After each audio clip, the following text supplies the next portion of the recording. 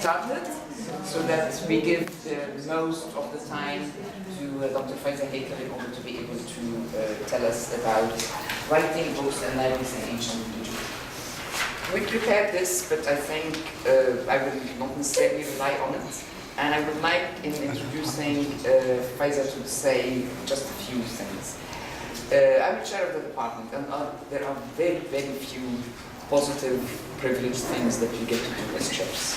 Today, I think this is one of the very few occasions where there is an honor and a privilege to be a chair.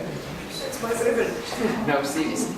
And for us, Fayza in the department in SAPE has meant more than being an Egyptology professor since 1984. It actually, for all of us, now I'm speaking as anthropologist, he was literally the epitome and the meaning of what you mean to be a scholar. A scholar in all senses of terms.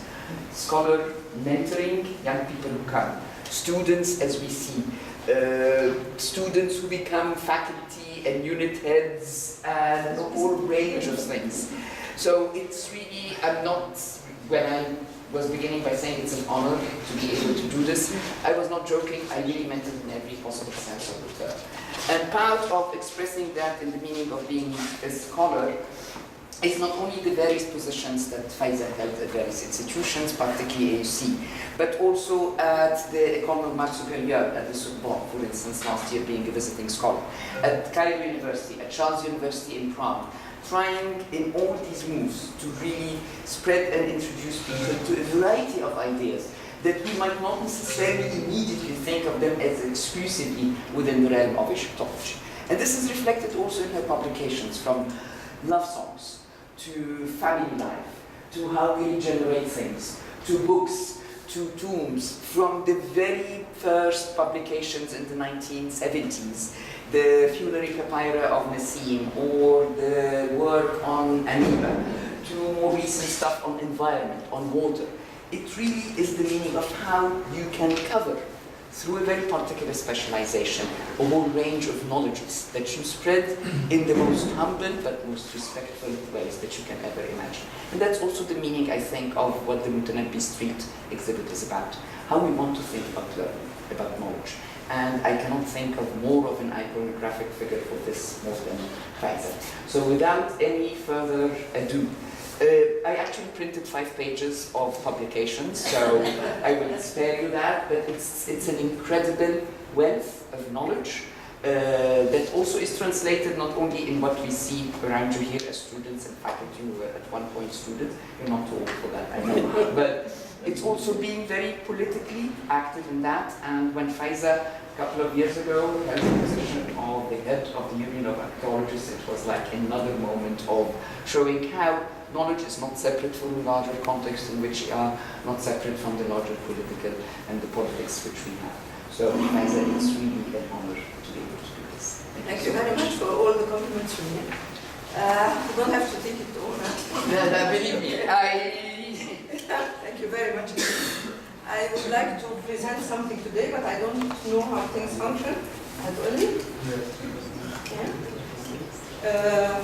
I'm going to, since you are in the context of therapy, evidently, do you hear me at the end? Yeah, I don't need a micro there. there is one right There is one, but I don't care to use it if you... This is good. Okay. And this goes... And that. So as the title says, I shall, if you want, if you prefer to me to speak in this. Okay, so you hear me now? Okay, so as the title says, I'm talking about writing books and libraries in ancient Egypt, all the way to more or less the Arabic.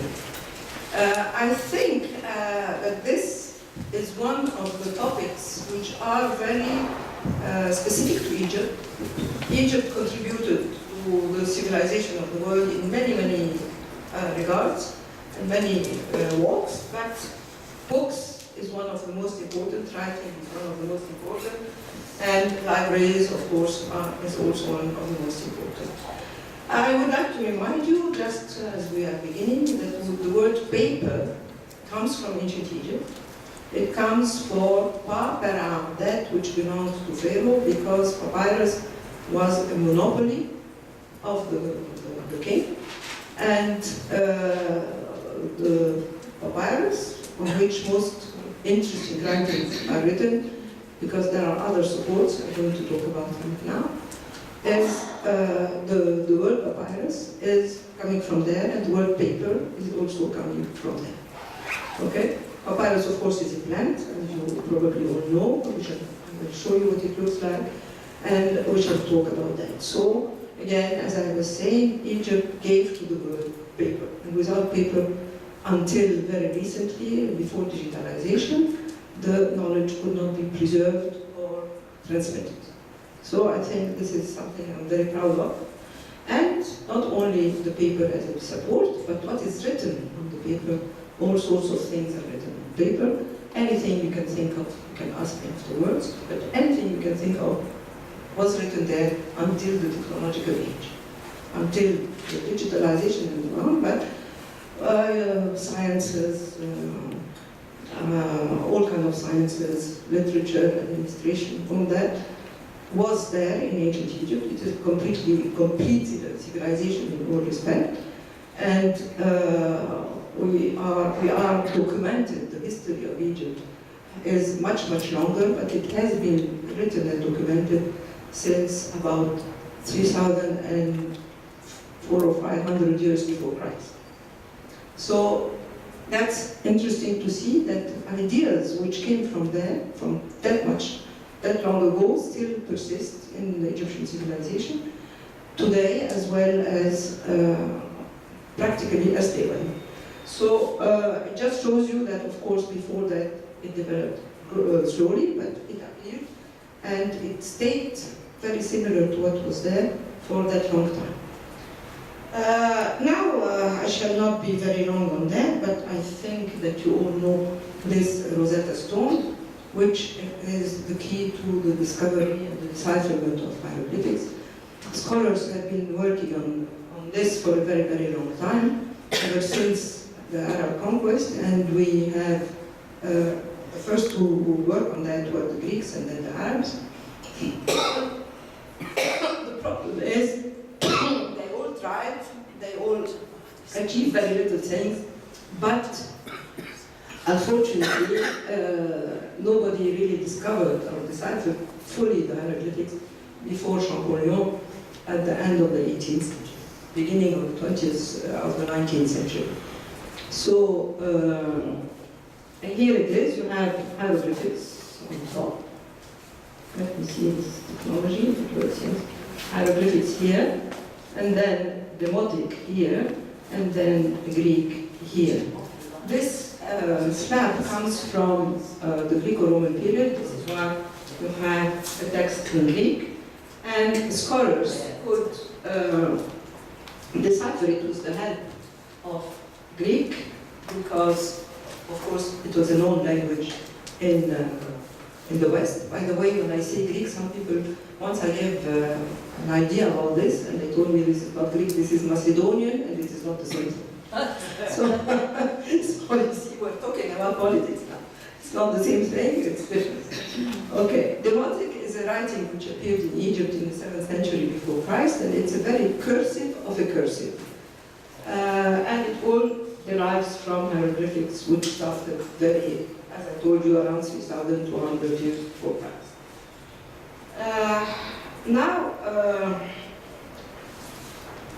Sorry, I don't know which one, it's not doing what I want. How to get back? I don't know. That's what he told me. I'm trying to go on. I'm correct.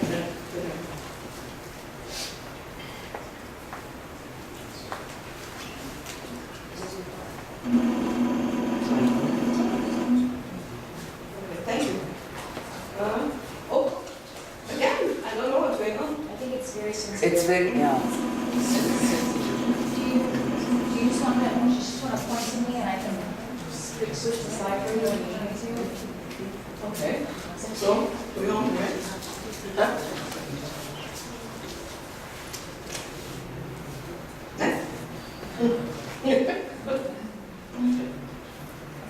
Apparently, you can even touch. Wait a minute, let me see.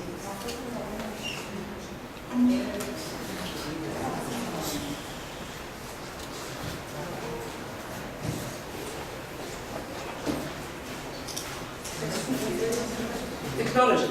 Don't we all love technology, right?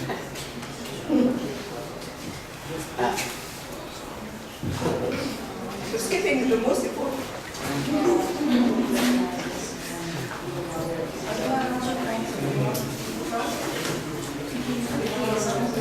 Maybe.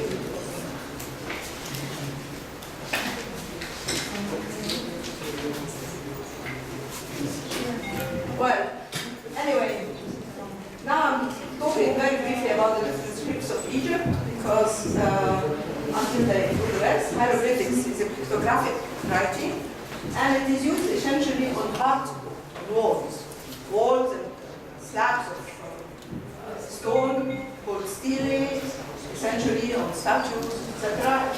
I will show you all this. Please use the mic. There is a possibility to show all this. And then hieroglyphics has a first cursive which is called hieratic. And hieratic, thank you. Is it good? What? This one is a pointer? Okay, thank you. This one up and the one down? No. Okay. So the hieratic has been used, is in my opinion even more important than hieroglyphics because all sciences are written on papyrus and they are written in hieratic. And some in demotic, but essentially in hieratic. Once a script started, it continued.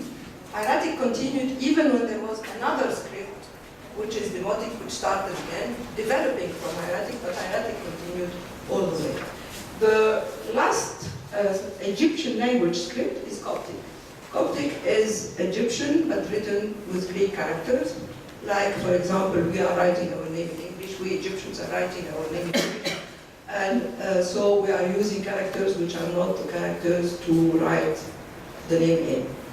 So, as an example, we have had many cases of change of scripts in the world. For example, in Turkey, when Ataturk came to rule, he changed the script of the Turkish language into Latin characters. When during the Arab world, the Arab conquest, everybody was writing in Arabic, but then the Persians decided they didn't want to speak Arabic, but they still write in Arabic.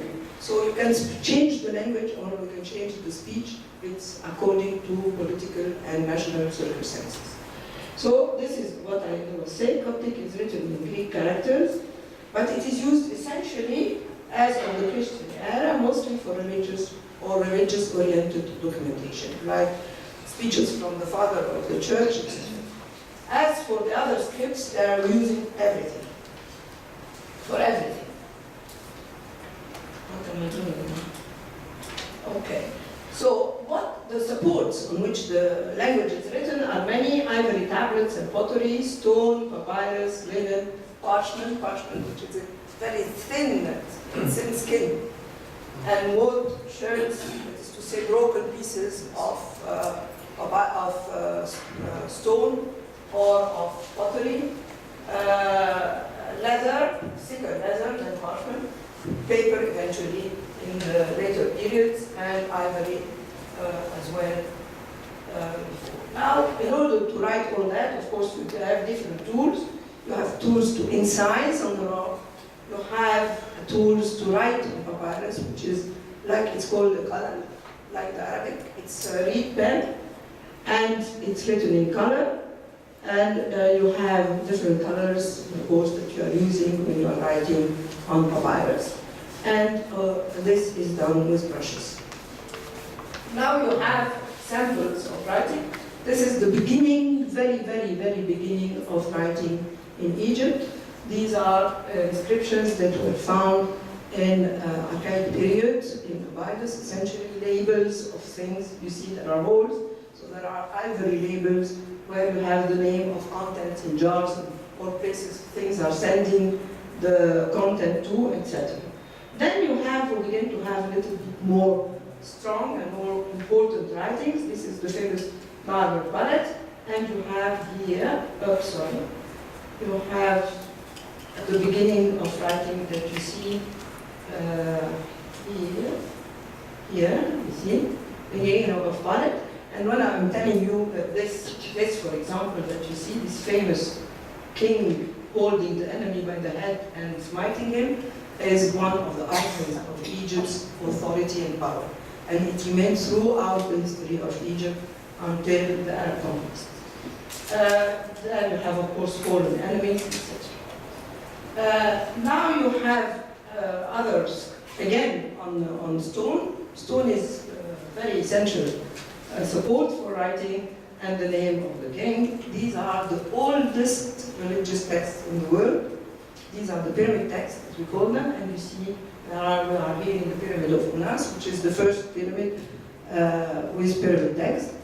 And the pyramids of Giza, for example, do not have pyramid text. And then you can see the beauty of the hieroglyphics and the name of the king in cartouches. Already this is Unas or Unis, as they pronounce it. And of course, these are books. This is the pyramid text. These are books, religious books. So when we are talking of books, we have to take into consideration the books which are on the walls as well as the books which are on papyrus. This is very important because these have been continuing texts which belong to the Old Kingdom, that is to say to the 2000 and something, 2500, 600, 700. We have the same text sometimes in the Greco-Roman period, that is to say in our era. The Roman period is in our era, in the 1st and 2nd centuries. You have these texts still existing. Not all of them, but many of them. So these are really books, and there are really books which have been translated. And you see this is a detail with the name of the King Pepi, for example, another pyramid. And then we have also documentation of history. This is called the Palermo stone. It's a part of a stone which was broken, and part of it is in Palermo, in Italy. And we have also very, very early 5th dynasty documentation of historical events and the memory of things which happened. So again, not only do we have the books, but also the stone to document things, and important things were documented on stone. And it's not working.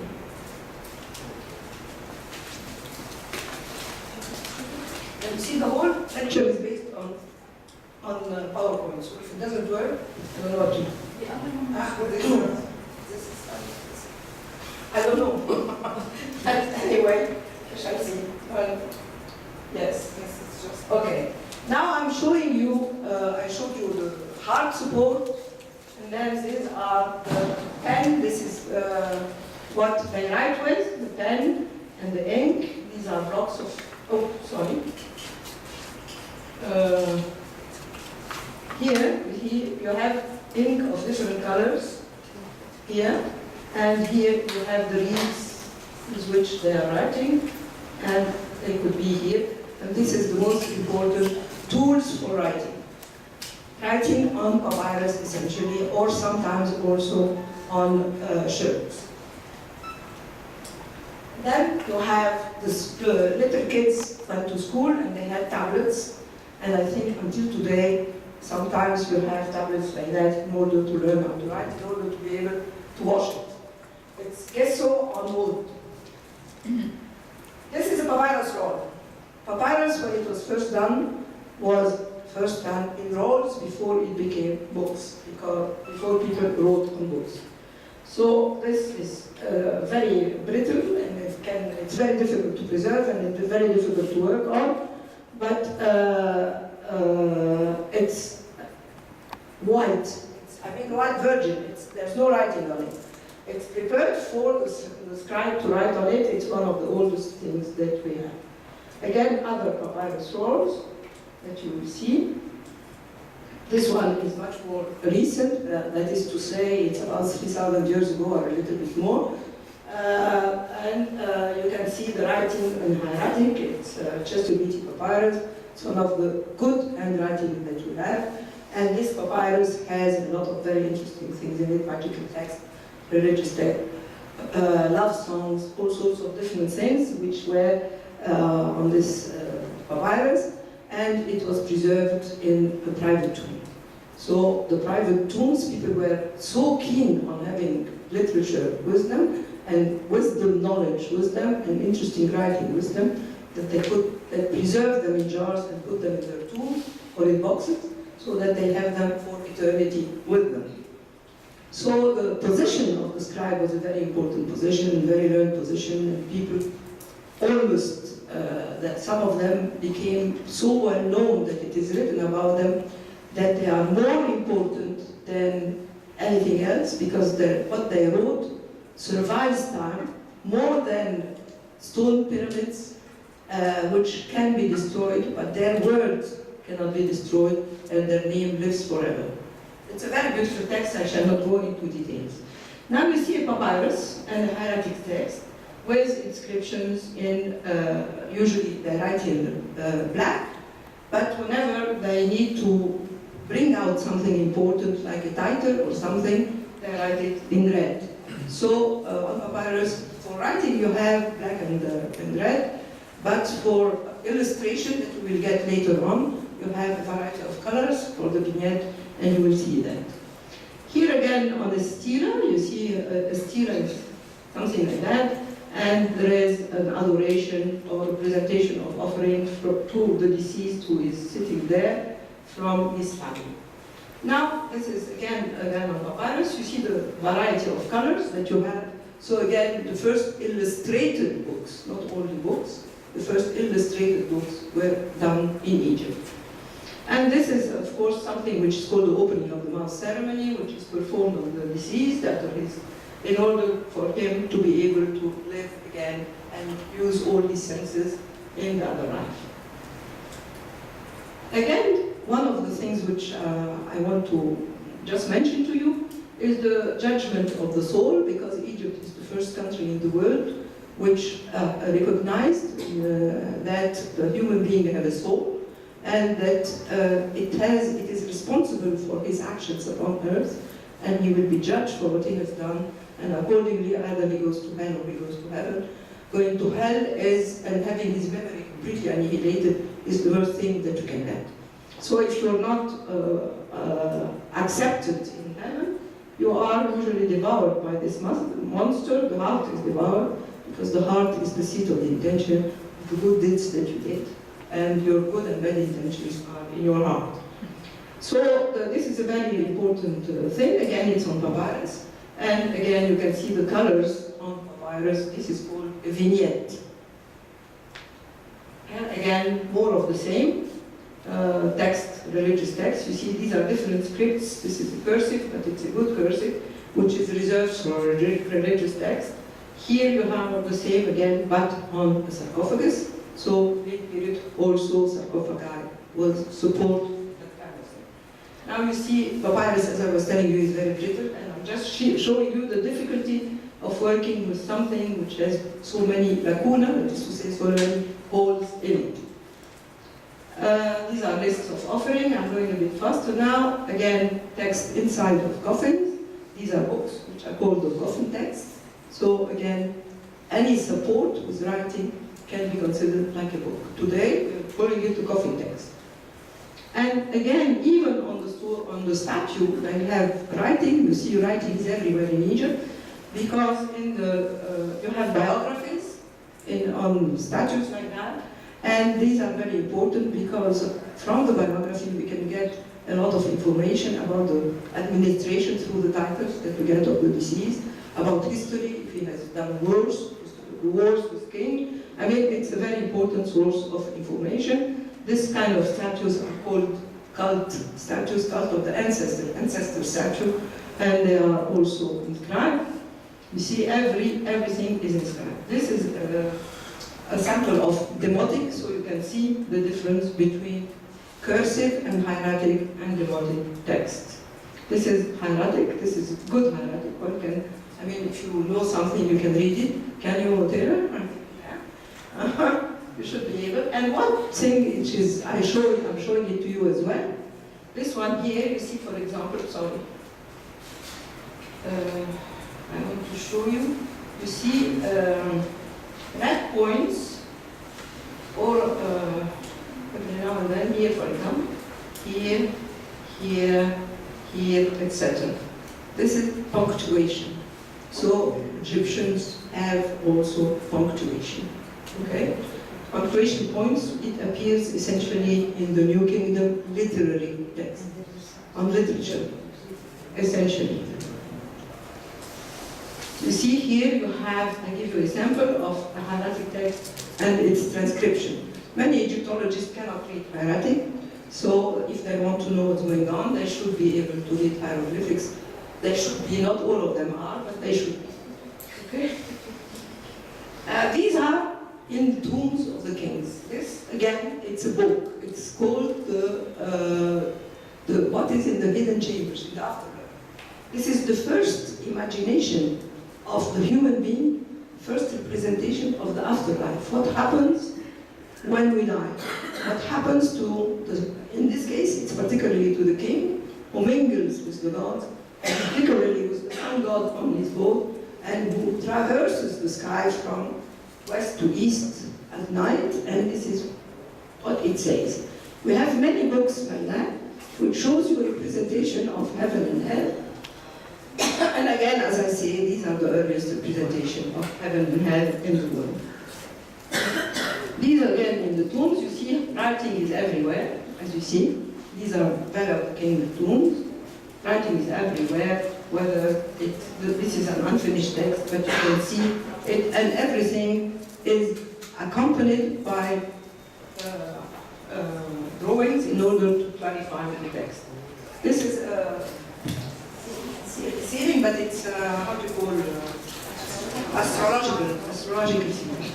So you have the different signs which are here in the scene. You see how all these are texts for the afterlife, and they are all in the tombs of the king.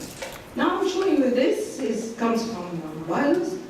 This is the memory of the Egyptians. They registered here all these cartouches are the kings of Egypt, who ruled Egypt from the beginning, the unity of Egypt, unification of Egypt, till the king who is here with his son and he's teaching his son. This is Seti and Ramses II, Seti the first and Ramses II, and he's teaching his son.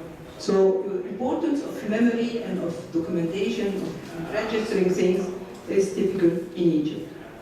Here an offering again. These are religious scenes again, and religious text on the walls. So everywhere you go, you have these kind of representation, and everywhere you go, for example, here you have the famous Battle of Kadesh. This famous, I say famous Battle of Kadesh, because it was a battle between the Egyptians and the Hittites, and nobody won and nobody lost. There was a draw, and they made a treaty, which is one of the first treaties, maybe the first, in antiquity, and it has very important clauses speaking about how to treat prisoners, Geneva Convention in antiquity, how to treat prisoners, how to exchange prisoners, how to, everything related to a peace treaty in details, okay? So this is very important, and we have it there. This is a representation of a festival, and the festival of the god who's Min, the god Min, and he is represented, and the text is written here to tell us what's going on. So again, so you have again the text of the daily life ritual. This comes from the Greco-Roman period, and I am showing it to you because many of you are students here. And you see, for example, how these are New Kingdom hieroglyphs, and when it is crowded like that, this is Greco-Roman hieroglyphs. You can recognize it even without reading it by the accumulation of signs and disposition of the signs. Same here. Now, we spoke about the support, the writing, the names of writing, the colors of writing. Now, what happened about where did all this writing go? Of course, for daily life, there were a lot of archives where things were left. For example, we have a very famous trial, which is called the Trial of Metz, which lasted over 100 years, about properties which passed from a generation and the other, and people had to have their property in the archive, registered in the archive. The archive is called Shu, that is to say the whole of the writing, and then the house of papyrus rolls is the library, it's called Permijat, and these are libraries, and they existed in ancient Egypt since antiquity, since the Old Kingdom. They existed in palaces as well as and then there is the most important place, which is the House of Life or the scriptorium. But just the very name of it, you can see the quality of the evaluation of writing. It is the House of Life. Everything which is written, it's a factory for keeping the world alive with culture and writing. And so everything is invented in the Quran, in the House of Life. And the House of Life is usually attached to temples. We have evidence of it from the Amarna period, that is to say, Tel al-Amarna. We have blocks with stamps writing that these are blocks belong to the House of Life. So the scribes of the House of Life were very famous for their scholarship. They were the best scribes. They were very famous, and during an expedition to Syria, for example, under Psammeticus II, that is to say around the 7th century, Pati-Izi, it's a name which means the one who is given by Isis. The construction of the names are very similar to Arabic, by the way. There are like Abdullah and that kind of thing. We have many names like that. This guy was told, you are a scribe of the House of Life. There is not a thing that they shall ask thee to which there is not a suitable answer. So that was a very big responsibility to be a scribe of the House of Life.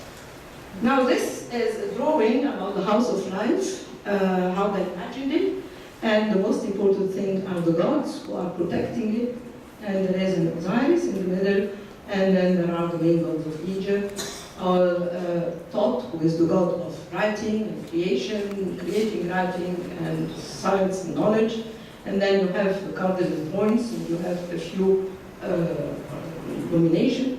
And then what is, again, the respect of writing, the writing of the House of Life, were called Baura.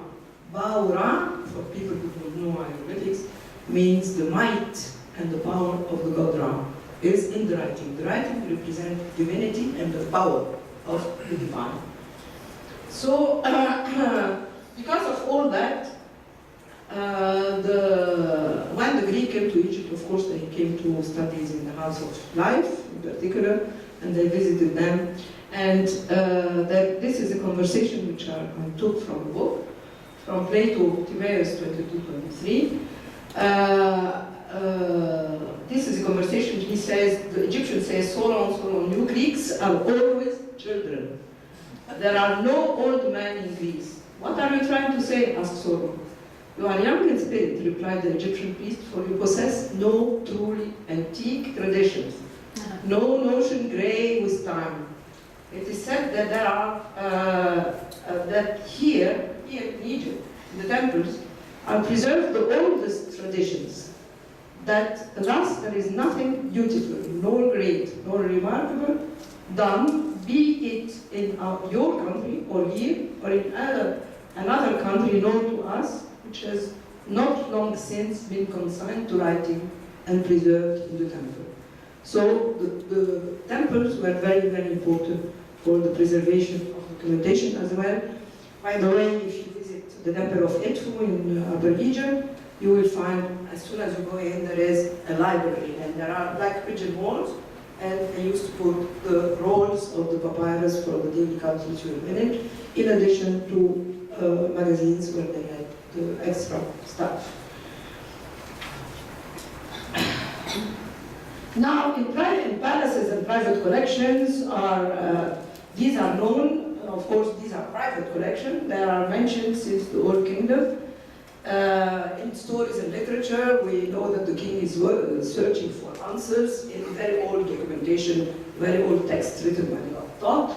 However, the oldest collection found so far come from the palace of Amenhotep III in Western Thebes in the New Kingdom. That is to say, around 1400 before Christ, or 1400, 500 to be more precise. We find them in temple, in addition to the text inscribed on the walls of the temples, as you have seen, and in tombs.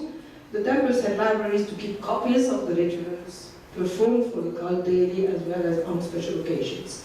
They also kept archives of their administrative texts. In tombs, I showed you in the very beginning, private collections.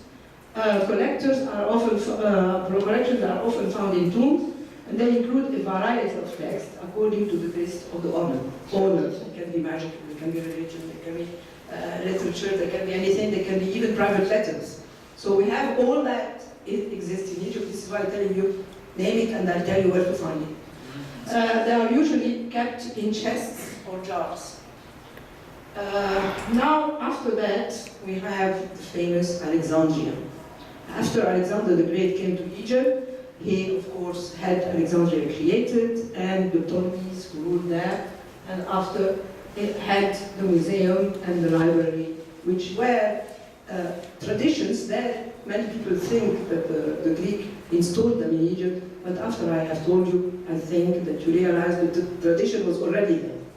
However, there was something great about the museum at Alexandria, which was an institution that was quite similar to the House of Life in ancient Egypt.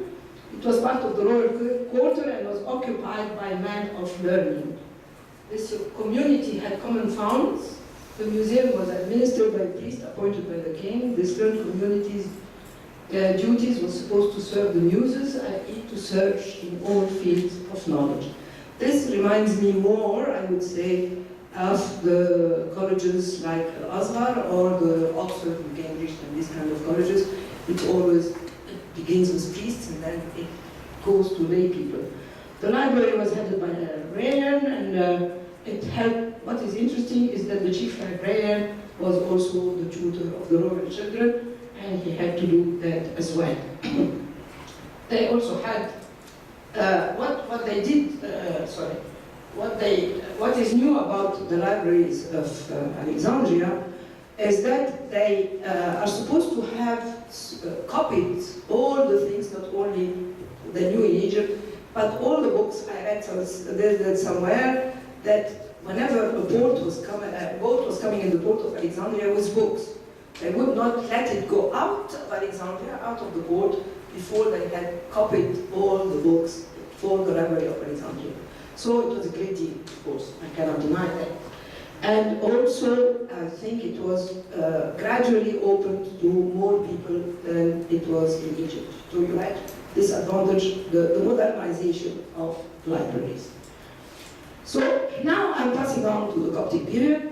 These are the covers that you are putting the books in. I hope I haven't skipped anything.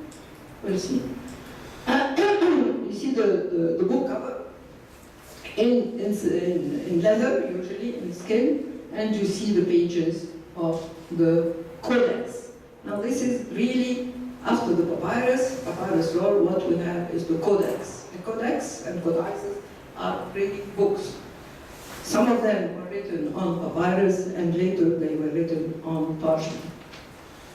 And here is one, as you see, this is with the cover, the leather cover, and we have, you can see the Coptic text written in Greek character, and here, for example, it continued until we have Coptic in the Arab language, Coptic and Arabic on the same book, translation, okay? So that the culture does not cut something.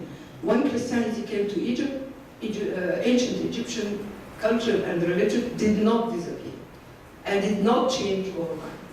It continued because the temple continued to work. For example, the temple of Philae, the temple of Isis in Philae. Isis became very important in Europe and in the whole world. But in Egypt, she was worshipped until at least the end of the 5th century. The temple was working, this main temple. So things do not change overnight, it takes time, and there is an overlap of culture every time there is something new. So you had here, for example, the Coptic together with the Arabic. This is Coptic again, this is Coptic and Arabic again, you see. And then again, Coptic and Arabic, these are soldiers and Arabic. And then again, you see, as if these are called scala, that is to say, translation of the word for word sometimes. And this is when Arabic took over, and gradually the Coptic diminished gradually. So this again, and the idea of vignette and illustration was continued via the Coptic and the Arabic manuscripts. I think this is all I have for you today, and thank you very much for your attention.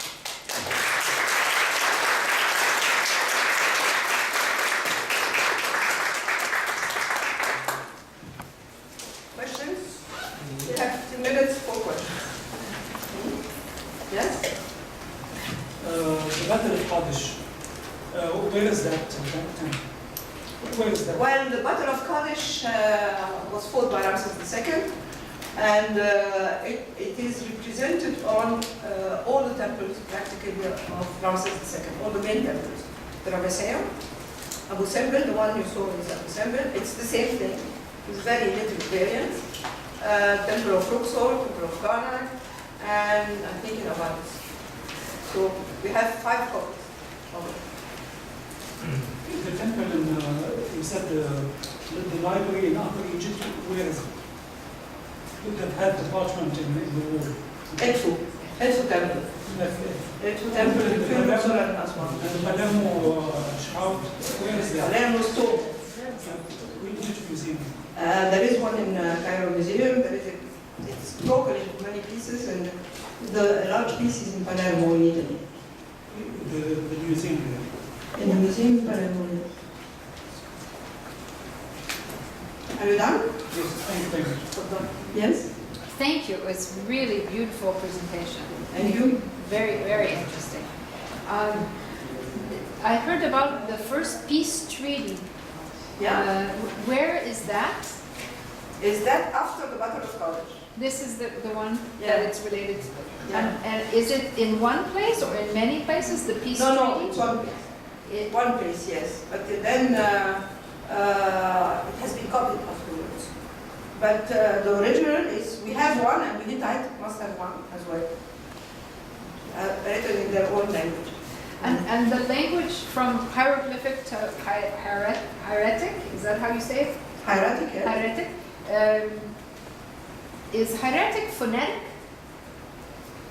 Hieratic is like hieroglyphics, the same thing. But, I mean, You mean to say, can we read it? When this transition between the two, was it a phonetic transition? No, it's just a script. Just a script. Just a script. The hieroglyphics has many phonetic signs, obviously. Yeah. But it's just a script which is like print and manuscript. Hieroglyphic is the equivalent of print, and hieratic is the equivalent of manuscript. Okay? Yes? About the scribe, we often see the statue of the scribe, a man sitting, squatting, Yeah. and writing. Were women involved in writing? Yes. Yeah. Yes, some women were scribes session. Not very many, but some are, and they wrote letters, and we have letters written by women. And women were very emancipated in Egypt, more than today. I mean, they do anything they want. And certainly more than in many other countries of the Middle East. And even of Europe. I mean, when the Greek conquered Egypt, Greek women were very jealous of Egyptian women. So unfortunately, what is bad prevails. And things began to go bad for Egyptian women as well. But because the power was administration was Mr. Greek. But the Egyptian women were much more emancipated than the Greek and the Greek. Yes? What is the scribe is always seated like this, or are there different? No, the statues that we have are seated scribes. And by the way, the kings considered that when they were presented with a scribe, it was an honorific position. And the culture of the scribe is very famous. It has been studied by many people. And as I was telling you, to be a scribe was something very important. Because the memory and to be a writer was a very important thing because of their it says, the text I was mentioning to you says that the scribes' names are alive forever because they are repeated by people. People are for them what a son, the writing is for them, the books are like a son is for his father, rejuvenating and renewing his memory forever and ever. And today we say so, some people who have kids and books, tell them how many books you have, how many children you have, they tell you 6 or 7, for example. 4 of them are books and the rest are children. So, because the effort to deliver a book, deliver it even more. Yeah. And you have certain literary works, like in Falah al-Fasih, they call it, the articulate. They don't, we call it. We call it. We call him. The Egyptians did not put titles. I mean, are there different versions? Because in medieval manuscripts, you can find, different versions of Chaucer's Canterbury Tales. You have, it depends. I mean, some of the stories, for example, the story of Syndicate, we have many, many versions from all periods of history, from the Middle Kingdom all the way to the late period. Other papyrus, as I said, is very brittle. A lot has been burned by people not knowing the value of it, just to heat themselves or for their cook or whatever. So many have disappeared. So I cannot tell you that all things are written in many copies, but some of them we know are written in many copies. They were even used for students to copy in order to learn how to write. To learn how to write well, and to learn not only how to write, but also the content. For example, instructions, how to behave in society, how to behave to be a good citizen, how to behave to please God, etc., etc. All these are instructions. The 10 Commandments are a little short compared to the amount of commandments that we receive from ancient Egypt. So I tell you again, just ask and you have it. And my last question, this has to do with technology. Are these characters, the hieroglyphics or demotic or whatever, are they available on computer if someone... Yes, they are. Demotic not yet, but even hieratic, which is very, very difficult to find, but there are now programs to write hieratic on computer. And you can, because you can write with a pen on computer now. Yeah? So if you can write hieratic on computer and you can scan hieratic text.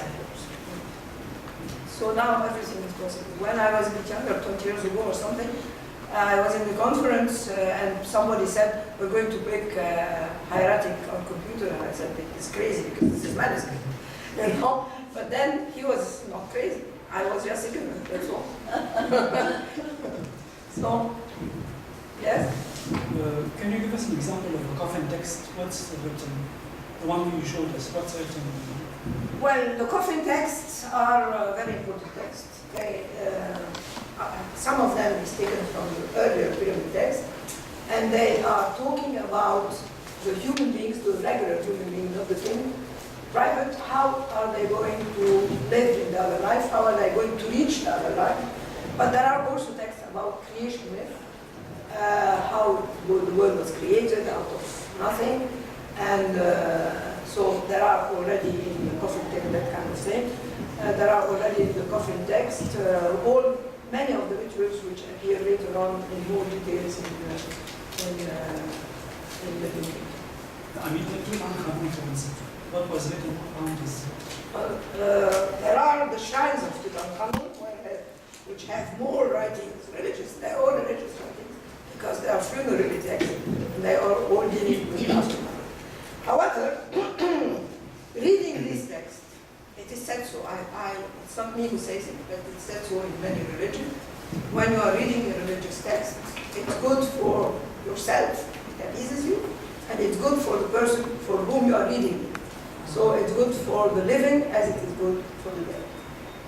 And there are many, the difficulty of these texts is that many of them are written in enigmatic, it's a little bit difficult to understand. It's esoteric, some parts of them are esoteric. So we don't understand exactly what it means unless we have a very good background of Egyptology, which is very difficult, very, very good. Yeah? The ancient Alexandria library, was it all papyrus scrolls, or did they have some of the? I expect they must have had some books as well, firstly coming from other libraries or from the Coptic period. I must have had this as well, but I have no documentation really about them. Anything else? Okay, right or wrong? Good luck.